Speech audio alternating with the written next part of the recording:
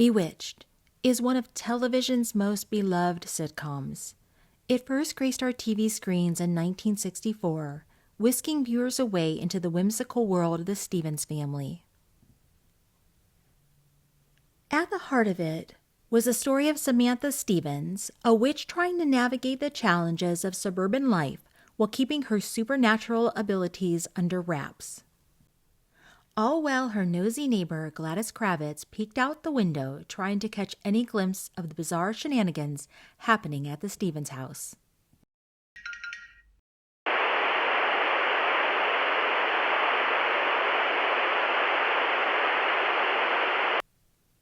During the run of Bewitched, 2 different actresses played Gladys, but do you know why? Today I will look at the life and career of Alice Pearce, the original Gladys Kravitz from Bewitched. Alice was born to Margaret and Robert Pearce in New York City on October 16, 1917. When Alice was 18 months old, her family moved to Europe, and over the next 13 years they lived in cities such as Rome and Paris, while her father worked as a foreign banking specialist. Moving frequently made it difficult for Alice to form friendships. As an only child, she often felt lonely and spent much of her time daydreaming. Alice longed to stay in one place and make friends, so at 15, she obtained her parents' permission and she moved back to the United States. She attended a boarding school in Dobbs Ferry, New York, where she studied painting. Alice had an underdeveloped chin, which gave her an unusual look. And Alice wasn't born with this condition. It was caused by an accident she had when she was 9 years old. While swinging in a Brussels park, Alice fell off the swing and landed on her chin with such force that it left permanent damage, and there was nothing that doctors could do for her. Alice said when she looked in the mirror one day, she realized her chin made her unique and that she could make these funny faces, and that led to her wanting to explore comedy. And she chose to study drama at Sarah Lawrence College in Yonkers, New York. And after graduating with a bachelor's degree, Alice told her parents she wanted to become an actress. Her parents weren't happy with this news, and they tried to dissuade her. They were worried, but Alice was determined. Alice spent a season in Maine performing summer stock before ending up back in New York City working at Macy's department store. Eventually finding her way to the stage, Alice appeared in Leonard Stillman's New Faces of 1943, which garnered her positive reviews and led to her being cast as Lucy in the 1944 Broadway production of On the Town. Her performance caught the eye of Gene Kelly, who, when set to direct the 1949 film version of On the Town, chose Alice to reprise her role as Lucy on the big screen. Alice became the only original Broadway cast member to appear in that film, and that was her movie debut. Acting alongside Gene Kelly, Frank Sinatra, Ann Miller, it's a pretty impressive debut. The film was a critical success, and people started to take note of Alice. Around this time, Alice began a relationship with composer John Rocks, best known for his songs It's a Big Wide Wonderful World and the novelty song I Want a Hippopotamus for Christmas. They were married in 1948. In 1949, in the early days of television, Alice had her own show, The Alice Pearce Show. This show appeared on ABC and was a 15-minute mix of comedy and songs, presented by Alice and accompanied on the piano by Mark Lawrence. The show was short-lived, and beyond a few newspaper articles, I could find little else about it. Alice returned to the big screen in 1953, appearing in the MGM musical comedy The Belle of New York with Fred Astaire and Vera Allen. She followed that up with her portrayal of Miss Sylvester in the 1955 Betty Grable comedy How to Be Very, Very Popular, and then went on to play gossipy manicurist Olga in the 1956 MGM musical comedy The Opposite Sex. And this movie has quite the cast. June Allison, Joan Collins, Ann Sheridan, Leslie Nielsen, Joan Blondell, Ann Miller, Carolyn Jones, and Agnes Moorehead, who would later become Alice's co-star on Bewitched. Alice was busy during this time. She had roles in movies, made guest appearances on several popular television shows, and was cast as a regular on two short-lived TV series, The Jean Carroll Show, where she played a neighbor on several episodes, and the other show she appeared on was an ABC show called Jamie, and I had never heard of this show before. Jamie revolves around a young boy who moves in with his aunt after his parents pass away, and during his stay there, he develops a close bond with his grandfather, and together they embark on adventures similar to those of Tom Sawyer.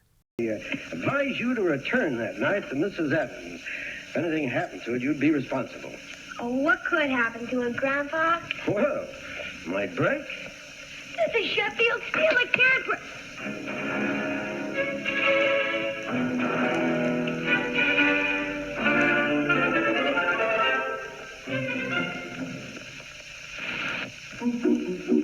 Drink it morning, noon, and night time. Drink it every day. Drink some sweet prune juice and keep sunny the sun's sweet rays.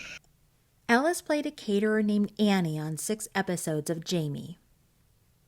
Sadly, in 1957, Alice's husband, John Rocks, died suddenly of a heart attack, leaving her widowed at 39, which left Alice grief-stricken.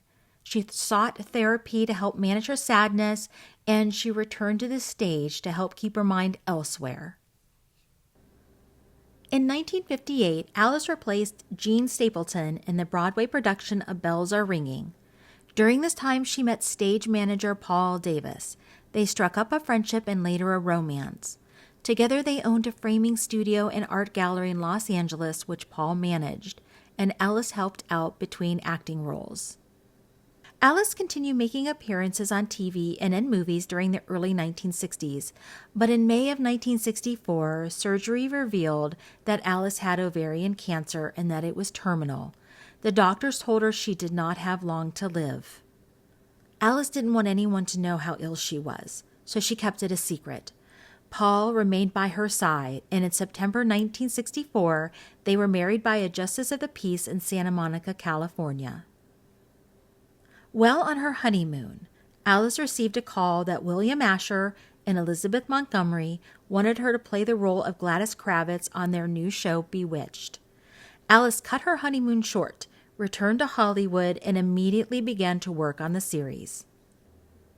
The character Gladys provided comic relief with her exaggerated reactions and frantic attempts to expose the Stephen family's secrets to the world. Despite her constant snooping and wild accusations, Gladys ultimately added to the show's charm, serving as the foil to Samantha's efforts to keep her witchy identity undercover. Always peering through her curtains, Gladys would witness strange occurrences happening at the Stevens residence. She would excitedly call for her husband Abner to come quick. But by the time he would get to the window, the magical incident would be over, and she would never convince Abner of what she saw. Gladys Kravitz is forever etched in TV history as the nosiest neighbor of all time. When Alice started the series, no one on set knew she was dying. Alice and Elizabeth formed a friendship that went well beyond just working together on set. They often spent time together outside of the professional obligations, and Elizabeth felt that Alice was one of her closest friends. I don't know when Alice confided in Elizabeth, but at the start of the second season, Alice's weight loss had become very noticeable. She let the cast in on her secret, but she made her wishes very clear. She wanted to work on the show for as long as possible. The cast rallied around her, they looked out for her, and they tried to make her work environment comfortable. When Alice received her diagnosis, she started to keep a journal, recording her symptoms, side effects from her medications, her daily thoughts, and how the diagnosis affected her mentally. She hoped writing down her experiences could help others facing the same illness. Alice died in Los Angeles on March 3, 1966. She was only 48 years old. ABC interrupted a broadcast of Bewitched to announce her passing. Alice's final role was in the 1966 MGM Doris Day comedy, The Glass Bottom Boat. She was cast alongside her bewitched husband, George Tobias, playing a married couple very similar to the ones they played on Bewitched. The movie was released 3 months after her death. In 1966, Alice won an Emmy for her portrayal of Gladys, beating out her Bewitched co-star Agnes Moorehead. Alice was already gone by that time, so Paul accepted the award on her behalf. At her request, there was no funeral. Alice was cremated and her ashes were scattered at sea. It sounds like Alice was a wonderful person who remained joyful despite any hardships she faced. Her dear friend Debbie Reynolds said, "I was hardly alone in loving Alice. Everyone loved her.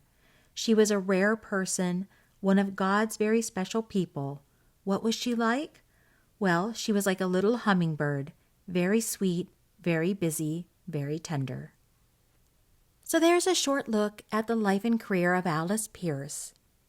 If you have a favorite Bewitched memory, please leave it in the comments below, and thank you so much for listening.